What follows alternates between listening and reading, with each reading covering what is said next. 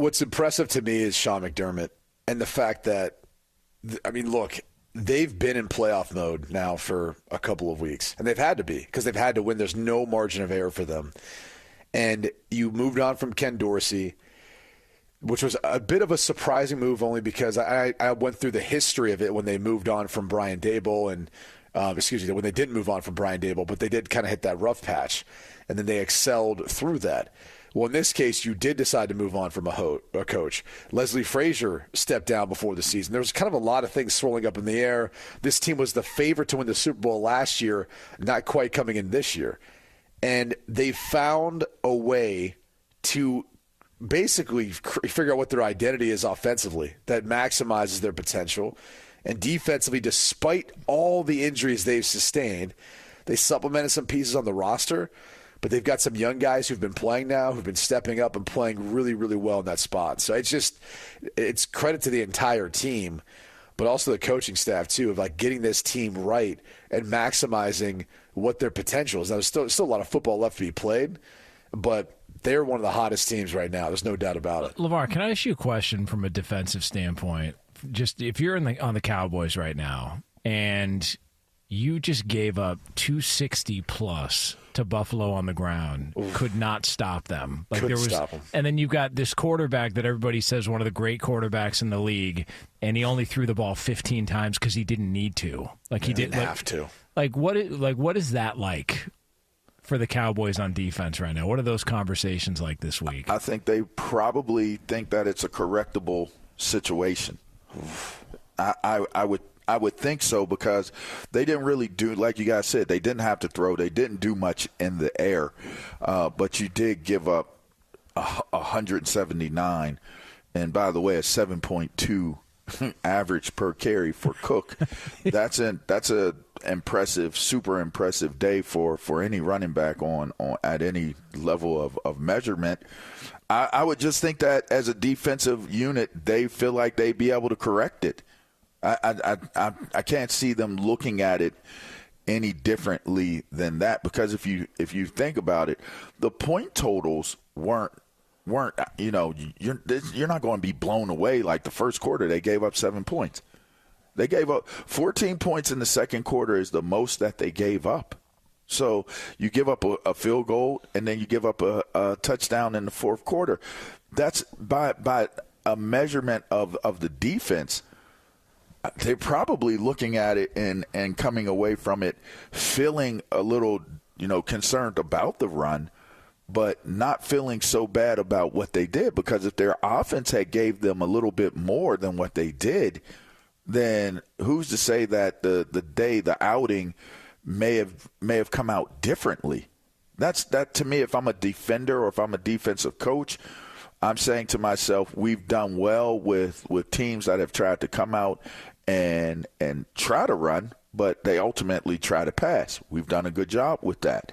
And so they're at their best clearly when they're pass rushing. They got to address the run. That's the second most points they've given up all season. Second to only San Francisco.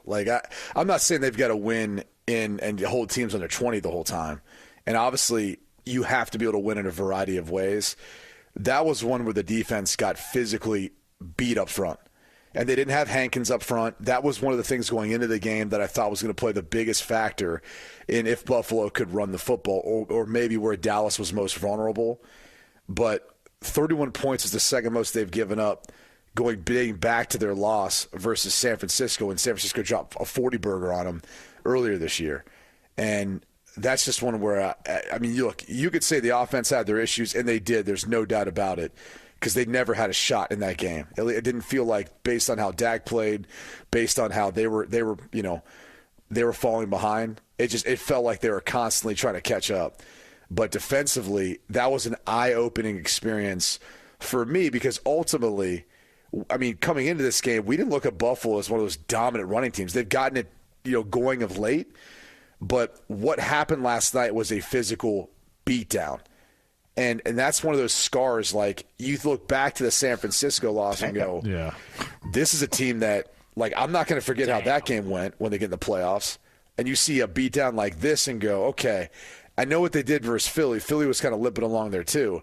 Now I'm really curious to see how they respond versus Miami in Miami next week, because that team can run the football too. Completely different, but they beat the crap out of the New York Jets, who were one of the better defenses, stouter fronts, and they didn't have Tyreek Hill, and they didn't have to do as much. I mean, Tua still did a lot of the passing game, but Mostert still went off. So I'm really curious to see how the next couple of weeks go for this Dallas team, because they'll face a tough offensive challenge in Miami on the road, and then they got to play against the Detroit Lions, who obviously play a physical brand of football and got back to that Saturday versus the Broncos dominating them. And how much? I will also say this. Played? How much? Because they won't have to deal with weather in Miami or in Detroit. How much? It doesn't matter if they just run the ball the whole time on them.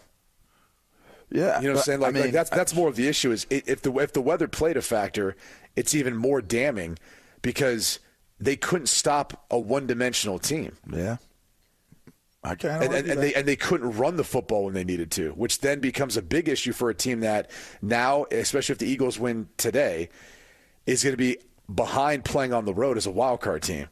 So now you're not in Jerry World, and that makes it even more damning. So that's the concern, I think, moving forward for Dallas and even for Dak. Like, it was a good conversation about the MVP, but if you were one of those people out there who was looking for a reason not to give it to him, there you go. Yeah, it's over. Yeah. There we go. By the way, how Lamar and Brock Purdy are playing. Here we go. Like, Brock Purdy's in the lead now. Yes. Here we go. Yeah, that was pretty much closing the casket on Dak Prescott winning MVP yesterday. Here we go. Here we go. That was brutal. Because I don't think either one of those guys have had a game anywhere close to that this season. Like, I guess Brock Purdy may be the game in Cleveland, but he's had enough monster performances since that, and it's so long ago that I look at it and I go, yeah, that was a wrap. Like, we're done. Brock Purdy is the favorite right now, according to DraftKings. And then Lamar Jackson's been rolling a little bit. But dude, he just makes plays, and they make plays for him. Like, Darnold came in for that short stint. He threw a perfect pass to Kittle, went right through his hands, and then the next play or two after that, Purdy gets in, kind of scrambles up, floats the ball out, and Kittle makes a great one-handed catch. You're going, okay, well, there it is.